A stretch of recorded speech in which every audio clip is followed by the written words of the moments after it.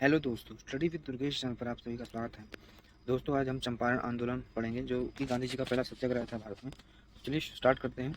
गांधी जी अपने सत्याग्रह का पहला प्रयोग अप्रैल 1917 में चंपारण में किया। गांधी जी ने इन्हें बिहार के किसान राजकुमार शुक्ल ने 1917 में चंपारण आने का निमंत्रण दिया।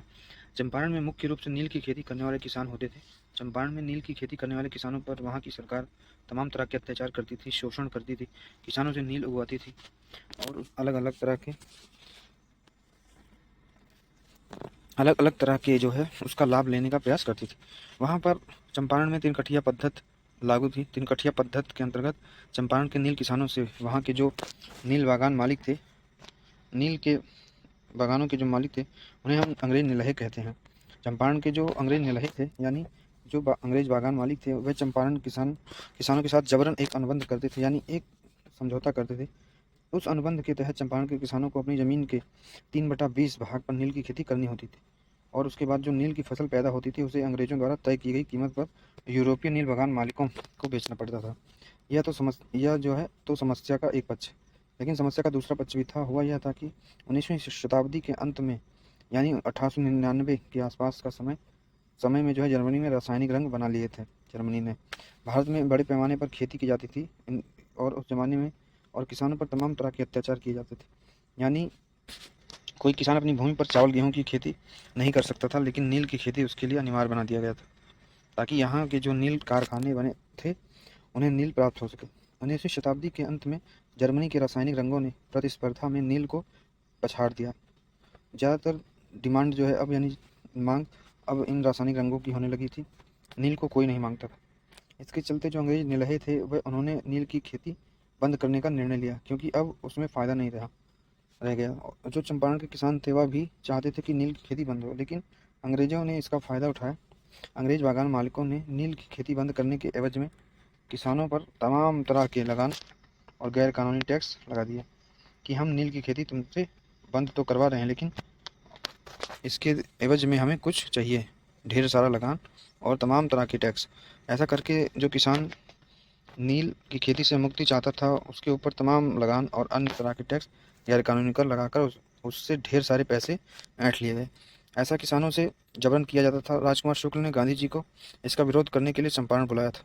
गांधी जी चंपारण पहुंचे थे तो वहां के किसानों ने उन्हें वापस जाने का आदेश दिया, लेकिन जब महात्मा गांधी नहीं माने तो उन्हें चंपारण में प्रवेश की अनुमति मिल गई। महात्मा गांधी ने वहां पर आंदोलन प्रारंभ किया। महात्मा गांधी ने इस आंदोलन में कई सहयोगी भी थे महात्मा गांधी जी के साथ साथ, जैसे डॉक्टर राजेंद्र प्रसाद, जेबी कृपलानी, महादेव देसाई, नरहरि पारिख, मजनूल हक, ये सब सहयोगी थे चंपारण सत्याग्रह में गांधी जी के। महात्मा गांधी के दबाव में वहां पर प्रशासन ने एक आयोग का गठन किया चंपारण के किसानों की समस्या समझने के लिए। गांधी जी के दबाव में आकर चंपारण के प्रशासन ने एक आयोग गठित किया और उस आयोग का जो है महात्मा गांधी को भी सदस्य बनाया।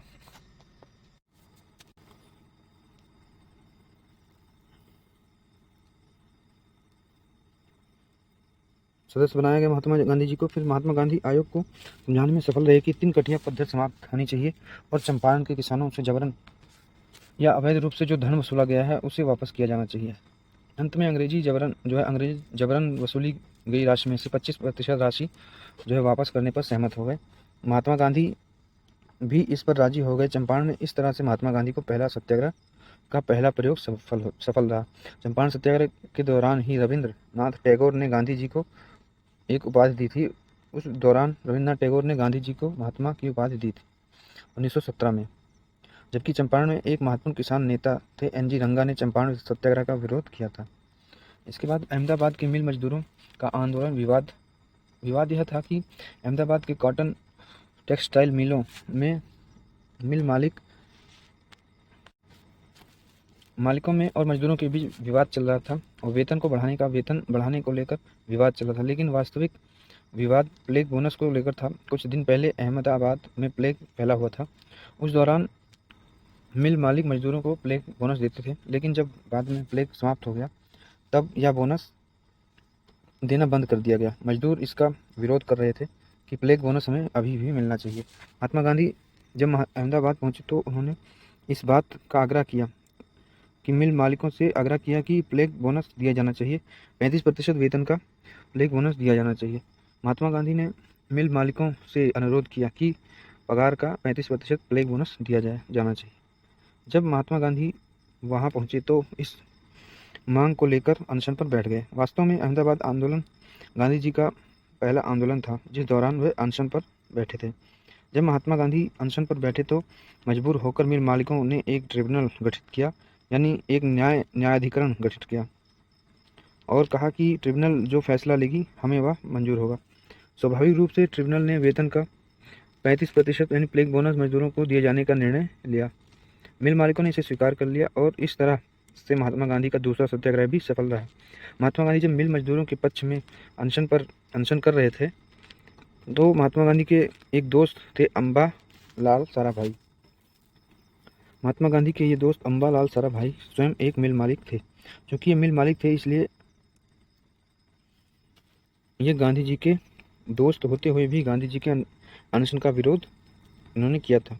लेकिन अम्बालाल साराभाई की एक बहन थी, महात्मा गांधी का आंदोलन में शुरू से लेकर अंत तक पूरा साथ दिया था। उनकी बहन ने अनसुईया बेन नाम था उनकी बहन का, अम्बालाल साराभाई भाई के, यानी ये भी महात्मा गांधी के साथ अनशन पर बैठी हुई थी। तो दोस्तों इसके बाद जो है खेड़ा सत्याग्रह भी देख लेते हैं। खेड़ा सत्याग्रह 1918 में गुजरात के खेड़ा नामक जगह पर हुआ। सूखे के चलते किसानों की फसल सूख चुकी थी। 1918 के वर्ष में खेड़ा में पैदावार न के बराबर हुई थी। तो एक तरफ किसानों की फसल सूख चुकी थी और दूसरी तरफ सरकार किसानों को लगान में कोई छूट नहीं दे रही थी। मूल कारण था कि सरकार लगान में कोई भी छूट देने को तैयार नहीं थी, बल्कि पूरा लगान वसूलना चाहती थी, जबकि पैदावार ना के बराबर हुई थी। महात्मा गांधी जी जब खेड़ा पहुंचे तो उन्होंने किसानों से कहा कि आप लगान देना बंद करो। उन्होंने कहा कि खेड़ा के किसान तब तक लगान नहीं देंगे जब तक जो है लगान में छूट नहीं दी जाती। गांधी जी खेड़ा अकेले नहीं पहुंचे थे, उनके साथ सर्वेंट ऑफ इंडिया सोसाइटी के एक सदस्य भी थे जिनका नाम विट्ठल भाई पटेल था। ये भी गांधी जी के साथ आए थे। गांधी जी यह कहने के बाद कि लगान तब तक ना दो जब तक लगान में छूट नहीं दी जाएगी। परिणाम स्वरूप सरकार ने वहाँ के प्रशासन ने निर्णय लिया कि उन्हीं किसानों से लगान लिया जाएगा जो लगान देने में सक्षम हो, और जो किसान लगान देने में सक्षम नहीं है उनसे हम लगान नहीं वसूलेंगे। इस तरह से गांधी जी ने इन आंदोलनों से भारतीय जनता में अपनी पैठ बनाई। सत्याग्रह के उन्होंने 3 प्रारंभिक सफल प्रयोग किए। इसके बाद महात्मा गांधी भारतीय जनता के करीब आते गए। महात्मा गांधी इस बात को समझते थे कि भारतीय जनता को बिना साथ लिए कोई भी आंदोलन भारत में चलाना संभव नहीं है। भारत में कोई बड़ा आंदोलन तभी चलाया जा सकता है जब भारतीय जनता की भावनाओं को हम आधे से अधिक समझने का प्रयास करेंगे। यही कारण था कि महात्मा गांधी ने अपने जीवन पद्धति को भारत के गरीब जनता की पद्धति से जोड़ दिया था। ये दक्षिण अफ्रीका से तो सूट कोट टाई में लौटे थे, लेकिन यहाँ आने के बाद इन्होंने धीरे धीरे सूट कोट टाई पहनना बंद कर दिया था और केवल एक धोती में जीवन बिताते थे, ताकि भारतीय जनता को लगे कि गांधी जी की जीवन पद्धति भी भारतीय गरीब जनता की तरह है।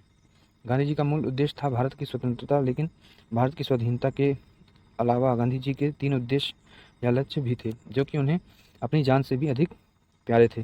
गांधी जी के 3 लक्ष्य थे: हिंदू मुस्लिम एकता, छुआछूत विरोधी संघर्ष और भारतीय महिलाओं की सामाजिक दशा में सुधार। ये 3 लक्ष्य थे। स्वाधीनता के अलावा गांधी जी के अब 1915 में भारत लौटे थे तो प्रारंभ में वे ब्रिटिश विरोधी नहीं थे। प्रारंभ में वे अंग्रेजों के सहयोगी तौर पर उभरे थे। यही कारण था कि प्रथम विश्व युद्ध के दौरान उन्होंने अंग्रेजों का या अंग्रेज सरकार का समर्थन किया था तथा भारतीय जनता से सेना में भर्ती होने का आग्रह किया था। प्रारंभ में गांधी जी को कोई ऐसा दृष्टिकोण नहीं था कि अंग्रेजी सरकार का विरोध किया जाए। यहाँ तक कि ब्रिटिश सरकार भारत में जो क्रमिक रूप से संवैधानिक सुधार कर रही थी, जैसे 1909 में किया, उसके बाद मांटेग्यू घोषणा भी हो ही गया था 1917 में। संवैधानिक सुधार करने के लिए तो ब्रिटिश सरकार भारत में जो संवैधानिक सुधार कर रही थी, गांधी जी उसके प्रशंसक थे। लेकिन 1919 जलियांवाला बाग हत्याकांड के पश्चात गांधी जी का दृष्टिकोण अंग्रेजी सरकार के खिलाफ पूरी तरह से बदल गया और वे ब्रिटिश सहयोगी के स्थान पर धीरे धीरे असहयोगी बनते चले गए। इसी का परिणाम खिलाफत और असहयोग आंदोलन था, जो कि हम आगे वाले वीडियो में पढ़ेंगे। तो दोस्तों ये वीडियो हमारा कैसा रहा जरूर बताएं आप लोग, और इस चैनल को आगे बढ़ाएं, चैनल को सब्सक्राइब करें, वीडियो को लाइक करें, कमेंट करें, शेयर करें। जय हिंद, जय भारत, धन्यवाद।